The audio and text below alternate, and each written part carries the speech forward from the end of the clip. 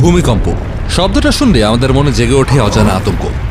এটি এমনই এক প্রাকৃতিক বিপর্যয় যার প্রভাবে বিশ্বজুড়ে বিভিন্ন সময়ে ভূমিকম্পে ক্ষতিগ্রস্ত হয়েছে দেশ, জাতি আর প্রাণ হারিয়েছে অজস্র মানুষ।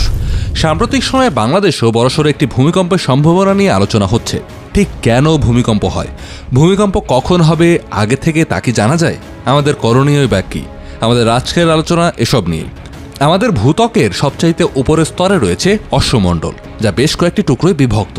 এই টুকরোগুলোকে প্লেট বা পাত বলা হয়ে থাকে। প্রতিনিয়ত এই প্লেট এক জায়গা থেকে আর এক জায়গায় সরছে, অনেকটা জাহাজ যেমন সমুদ্রের উপর চলতে থাকে সেভাবেই।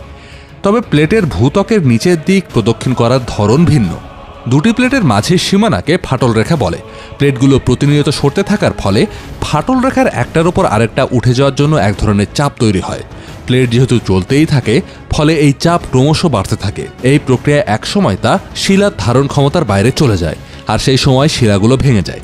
ফলে মাটি কেঁপে ওঠে আর উৎপত্তি হয় ভূমিকম্পের। এছাড়াও আগ্নেয়গিরির অগ্ন্যুৎপাত, গ্রহাণু ও উল্কাপিণ্ডের আঘাতেও ভূমিকম্প হতে পারে। কেবল 1998 থেকে 2017 সালের মধ্যে বিশ্বজুড়ে 7.5 লাখের মতো মানুষ ভূমিকম্পে প্রাণ হারান। এর মধ্যে বিশেষভাবে উল্লেখযোগ্য 2004 সালে হওয়া 9.3 মাত্রার এক ভূমিকম্প, যার প্রভাবে একযুগে কেঁপে উঠেছিল Bharat, Thailand, Indonesia, Japan, Sri Lanka ছাড়াও আফ্রিকান উপকূলও।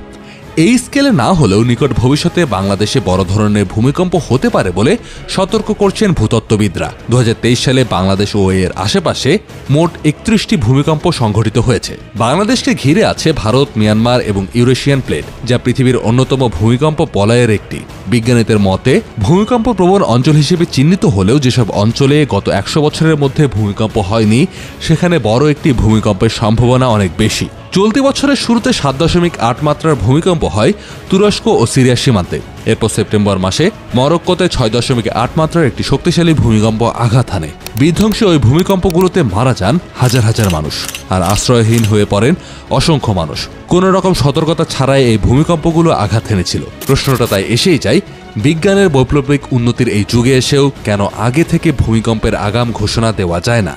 কেন মানুষকে অপ্রস্তুতভাবে এই প্রাকৃতিক দুর্যোগের মধ্যে পড়তে হয়? আসলে বৈজ্ঞানিকভাবে এখনও আগে থেকে ভূমিকম্পের পূর্বাভাস দেওয়া বেশ কঠিন কাজ।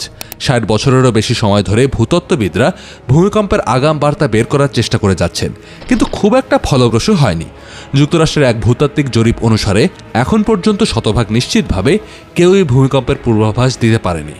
প্রাকৃতিক দুর্যোগগুলোর মধ্যে ভূমিকম্পকেই সবচাইতে ধ্বংসাত্মক হিসেবে ধরা হয়, কেননা এই সময়ে মানুষ অপ্রস্তুত অবস্থায় থাকে এবং চোখের পলকে চারদিকে সব লণ্ডভণ্ড হয়ে যায়। উঁচু উঁচু সব বিল্ডিং মিলিয়ে যায় মাটিতে। পায়ের তলার জমিন যখন ভীষণভাবে কাঁপতে থাকে, মানুষ তখন দিশেহারা হয়ে পড়ে।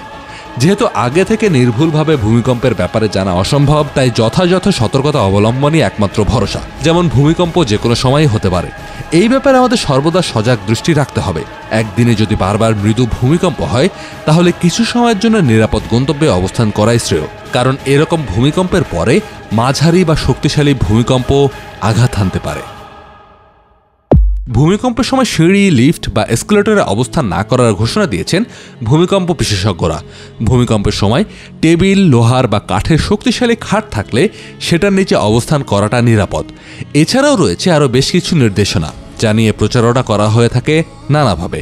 ভূমিকম্প এমন একটি মহাবিপদ যা নিমেষে শেষ করে দিতে পারে হাজারো প্রাণ।